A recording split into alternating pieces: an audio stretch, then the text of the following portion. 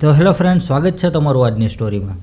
Friends, આજની આપણી જે સ્ટોરીનું મેઇન કેરેક્ટર છે એ દુનિયાનો સૌથી નસીબદાર વ્યક્તિ પણ છે અને સૌથી બદનસીબ વ્યક્તિ પણ છે. હવે એની પાછળનું રીઝન શું છે એ તમને સ્ટોરીમાં આગળ ખબર પડશે. તો વધારે સમય ન લેતા ચાલો સીધા સ્ટોરી તરફ આગળ વધીએ. એક કુરેશિયા નામનો એક દેશ છે. આમ તો તમારામાંથી ઘણા લોકોએ કુરેશિયા નામ પહેલી વાર સાંભળ્યું હશે. કુરેશિયા નામનો પણ એક દેશ છે. આશરે 40થી 50 લાખની આસપાસની ત્યાં આબાદી છે, જનસંખ્યા. અને આમ પણ એ દેશ બહુ સુંદર છે. જે ફરવાલાયક સ્થળોમાં, જે દુનિયાના સૌથી સુંદર જગ્યાઓમાં જે 20 જગ્યા જે છે એની અંદર આ જે કુરેશિયા દેશ છે એ 20ની અંદર આવે છે એનો નંબર. તો ખૂબ સુંદર જગ્યા છે, ફરવાલાયક જગ્યા છે. તો કુરેશિયા દેશની અંદર 1929માં એક ફ્રેન્ચ સેલક નામના વ્યક્તિનો જન્મ થાય છે. ફ્રેન્ડ નાનપણથી જ ખૂબ ભણવામાં હોશિયાર હોય છે, ભણી ગણીને આગળ વધવા માગતો હોય છે. નાનકડો પરિવાર હોય છે, ભણી ગણીને આગળ પણ વધે છે અને મોટો થઈને ટીચર બને છે.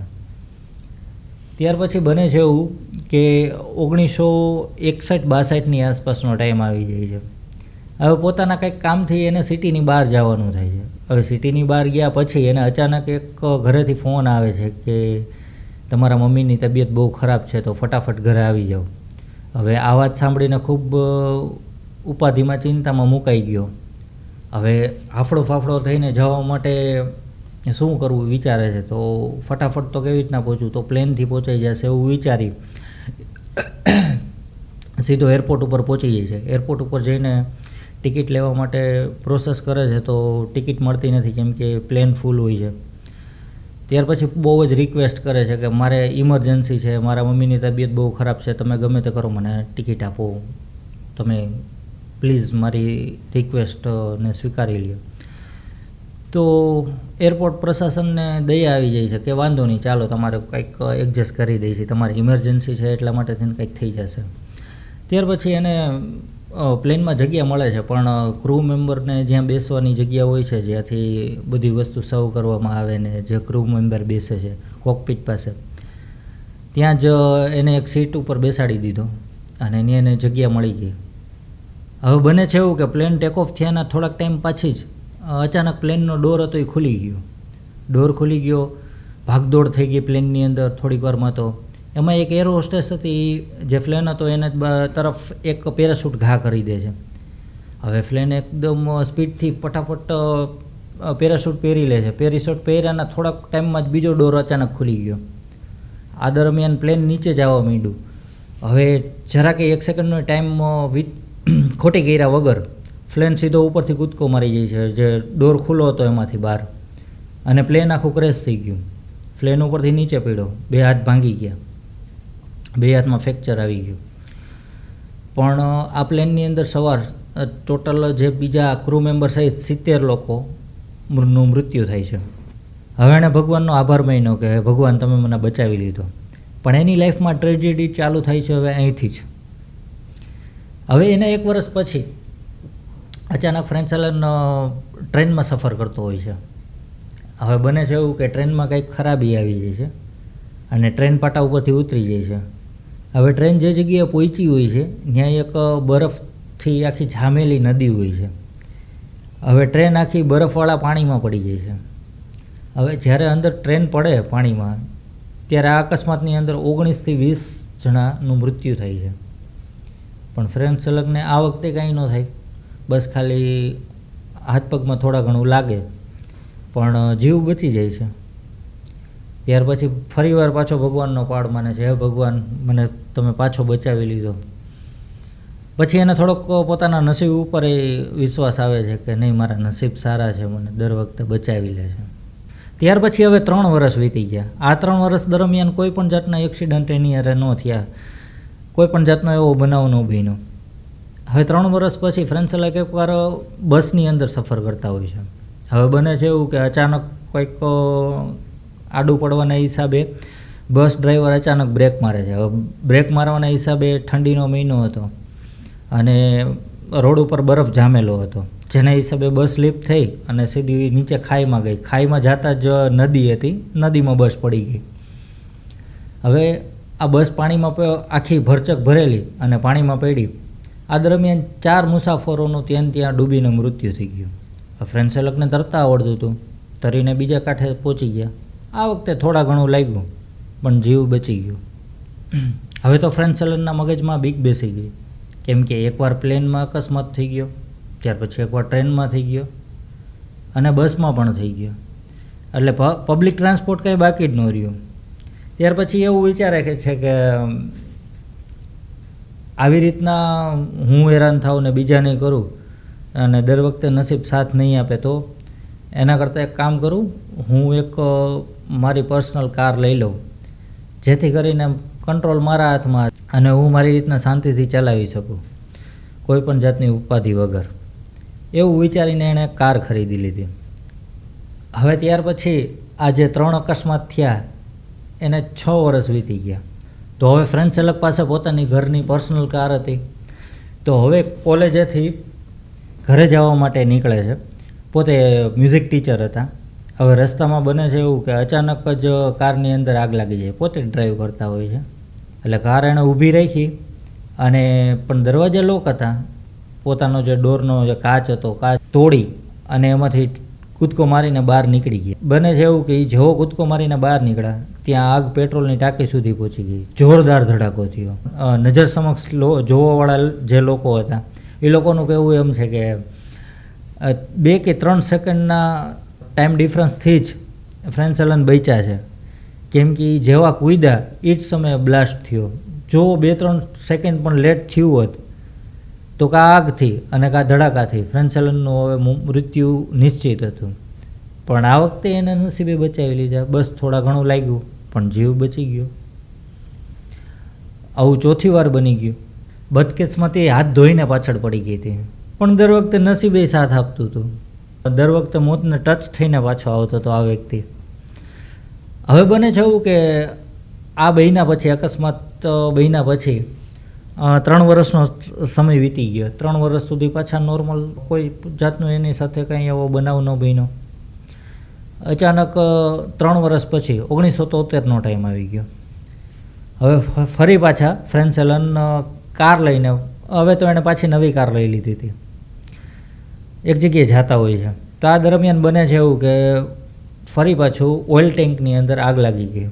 હવે આગ લાગ્યા પછી ધીમે ધીમે કરતાં તો આગ આખી કારમાં ફેલાઈ ગઈ. ગમે તેમ કરીને પોતે બહાર નીકળવાની કોશિશ કરી અને નીકળી પણ ગયા.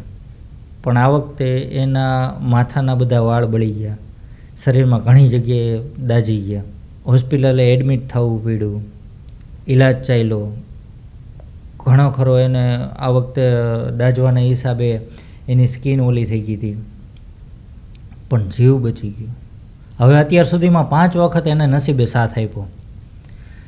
હવે ત્યાર પછી ઘણો ટાઈમ વીતી ગયો, અંદાજિત 22-23 વર્ષ વીતી ગયા. 1995નો સમય આવી ગયો. 6ઠી ટ્રેજેડી એની રાહ પાછી જોતી હતી. પણ એને એવું લાગ્યું કે હવે આટલો સમય વીતી ગયો છે, લગભગ માથાથી ઘાત વહી ગઈ છે, જેટલું થવાનું હતું એટલું થઈ ગયું, હવે મારી સાથે આવું કંઈ નહીં થાય. પણ છતાં મનમાં એક બીક રહેતી કે નક્કી નથી ક્યારે શું થઈ જાય. રાતના ઘરે સૂતી વખતે પણ એક બીક રહે મનમાં કે સૂતા હોય ને માથે છત પડી જશે. બહાર નીકળવામાં પણ, બહાર ઊભું રહેવામાં પણ 24 કલાક માથે એક બીક રહે મનની અંદર એક, કેમ કે એણે આટલું જોયેલું હતું. હવે જે વ્યક્તિ 5 વખત મોતને ટચ થઈને આવ્યો હોય તો એની માનસિક હાલત શું હશે આપણે ન સમજી શકીએ. આપણી સાથે કદાચ 1-2 વાર આવું બન્યું હોય તો એની ઇફેક્ટ આપણી આખી લાઈફ ઉપર રહે, પણ જેની સાથે આવું 5 વાર બની ગયું હોય એની તો વાત જ જુદી હોય. પણ એવી રીતના તો એને નસીબ મૂકવા તૈયાર જ નહોતું. 6ઠી ટ્રેજેડી એની રાહ જોઈને જ બેઠી હતી. બસ સાચા ટાઈમની રાહ હતી. હવે પાછો ટાઈમ આવી ગયો. ફ્રેન્ડ ચાલક એકવાર ચાલીને જતા હોય છે. હવે જે જગ્યાએ કોઈ પાછળથી આવીને તમને ટક્કર ન મારી શકે એવી જગ્યાએ અચાનક પાછળથી એક બસ આવે છે અને બસના ડ્રાઈવરનું એને સ્ટીયરિંગ ઉપરથી કાબુ વયો ગયો હોય છે. ફ્રેન્સેલનને પાછળથી અચાનક બસ ટક્કર મારે છે. બસની ટક્કર લાગતા ફ્રેન્સેલન પાછળના ભાગથી એને ટક્કર લાગે છે એટલે ઉડીને 15-20 ફૂટ આગળ પડે છે. હવે જ્યાં પડે છે ત્યાં ઘાસપૂસવાળો એરિયા હોય છે, જેના હિસાબે બહુ તો કંઈ નથી લાગતું, પણ જીવ બચી જાય છે. તો આ તો છઠ્ઠો અકસ્માત. ત્યાર પછી હવે એને એવું લાગે છે કે હવે કદાચ નસીબ સાથ આપે અને આ બધું ઊભું રહી જાય તો સારું એમ, પણ નહીં. સાતમી ઘાત રાહ જોઈને જ બેઠી હતી, ક્યારે સમય આવે ને ક્યારે હું આવું. તો આ બનાવ બન્યા પછી 1 વર્ષ વીતી ગયું. ત્યાર પછી અચાનક ફ્રેન્સેલન એકવાર પહાડી એરિયામાંથી પોતે ડ્રાઈવ કરીને જતા હોય છે, 4 વ્હીલ પોતાની લઈને જતા હોય છે, પોતે એકલા જ હોય છે, સાથે કોઈ રાખતા ન હોય, કોઈને સાથે રાખતા ન હોય, સોરી. તો બને છે એવું કે પહાડી એરિયામાં અચાનક વળાંકમાં સામેથી યુએનનો ટ્રક આવી ગયો, સંયુક્ત રાષ્ટ્રનો, જે પોતાની ઓફિશિયલ વિઝિટ ઉપર હોય છે, અને સામસામે ભટકાય છે. અને પહાડી એરિયામાં આ કાર ઉડી અને એને પહાડ ઉપરથી નીચે આવે છે. ખૂબ જ ઊંડી ખીણ હોય છે.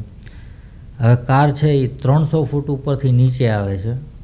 હવે આ દરમિયાન બને છે એવું કે 300 ફૂટ ઉપરથી નીચે આવે ને જ્યારે કાર, ત્યારે ઘણા ઝાડવા એને ભટકાતી આવતી હોય છે. તો આ દરમિયાન દરવાજો ખુલી ગયો ગાડીનો, ફ્રેન્સેલન અંદરથી નીકળી ગયા, એ સીધા ઝાડની એક ડાળી હતી એની યારે ઓટોમેટિક લટકી ગયા. લાગ્યું પણ જીવ બચી ગયો. કોઈના નસીબમાં એકસાથે આટલી બધી ટ્રેજેડી એ આ મહિનો આવે. હવે અકસ્માત પછી યુએનની ગાડી હતી એટલે ફટાફટ બચાવ દળ આવી ગયું. હવે ઝાડવે લટકેલા ફ્રેન્સેલનને ઉતારી અને ફટાફટ હોસ્પિટલમાં એડમિટ કર્યા. અત્યાર સુધીમાં 7 વાર નસીબે સાથ આપ્યો. દર વખતે મોતની પાસે પહોંચી ટચ થઈને ફ્રેન્સેલન પાછા આવ્યા. ત્યાર પછી હવે સમય આવી ગયો 2003નો. 2003 સુધી કાંઈ પણ એવો બનાવ ન બન્યો. આ હવે તમે બદનસીબ વ્યક્તિ કહો કે નસીબદાર કહો. અચાનક એક દિવસ એને લોટરી લેવાની ઈચ્છા થઈ. એક લોટરીની ટિકિટનો ખૂબ જ પ્રચાર થતો હતો, એટલે એને પણ ઈચ્છા થઈ ગઈ લેવાની, અને એને ટિકિટ લઈ પણ લીધી. લીધા પછી અચાનક એને લોટરી લાગી ગઈ. ઇનામની રકમ હતી અંદાજિત તો $10 લાખ આસપાસ, $10 લાખથી વધારે, એટલે ઇન્ડિયન રૂપીઝમાં ગણી તો અત્યારે 80 લાખની આસપાસ જેટલી થાય કિંમત. તો આવડી મોટી રકમ લાગ્યા પછી અચાનક રાતોરાત તો રૂપિયાવાળો થઈ ગયા ભાઈ. પછી તો ખૂબ મજા કરી. 2 મકાન લીધા અલગ અલગ જગ્યાએ, એક મોટી બોટ લીધી. એને શોખ હતો ફિશિંગનો, અને એવી ઈચ્છા હતી કે લાઈફમાં ક્યારેક એટલા બધા પૈસા હાથમાં આવશે તો હું એક મારી પ્રાઇવેટ બોટ લઈશ. ત્યાર પછી સુખ શાંતિથી જિંદગી જીવે છે. અને એમ કરતાં 2010નો સમય આવી ગયો. 2010ની અંદર હવે સગાવાલામાં, ફ્રેન્ડ સર્કલમાં જેને પણ જરૂરિયાતવાળો વ્યક્તિ એવો કોઈ હોય એવો લાગે એને પોતાનું જે ધન દોલત હતી એને દાન કરી દીધી. કેમ કે ત્યાર પછી ખૂબ ધાર્મિક વ્યક્તિ થઈ ગયા. તો નસીબે મને દર વખતે સાથ આપ્યો છે, તો મારે પણ બીજાના કામ આવવું જોઈએ, અને એવું વિચારીને એણે સાત્વિક જિંદગી જીવવાનું ચાલુ કર્યું. અને એણે અત્યાર સુધીમાં ઘણી ન્યૂઝ ચેનલને, ઘણા છાપામાં પોતાના ઇન્ટરવ્યૂ આપ્યા, અને દર વખતે આ 7 વાર જે મોતથી બચવાની જે સ્ટોરી હતી એ ડિટેલથી બધાઈને કીધી. અને પોતે જ કહે છે કે હું કેટલો નસીબદાર છું કે કેટલો બદનસીબ છું એ તમે નક્કી કરો. જે મેં તમને સ્ટોરી શરૂ થઈ ત્યારે જ મેં તમને કીધું હતું. કેમ કે બદનસીબ એટલા માટે થઈને કે ભાઈ દર વખતે કેમ મોત તમારી પાસે જ આવે, અને નસીબદાર એટલે કે હાડું દર વખતે બચી જાય. એટલે વિચારવા જેવી વસ્તુ છે. તો આ હતી સ્ટોરી કુરેશિયાના ફ્રેન્સેલનની. તો આજની સ્ટોરી તમને કેવી લાગી તે મને કમેન્ટ કરીને જરૂરથી કહેજો. અને ચેનલ હજી સબસ્ક્રાઈબ ન કરી તો ચેનલને જરૂરથી સબસ્ક્રાઈબ કરી લેજો. તો ચાલો ફરી પાછા મળીએ આવી નવી સ્ટોરીમાં. આપે આપનો કિંમતી સમય આપ્યો એના માટે ધન્યવાદ.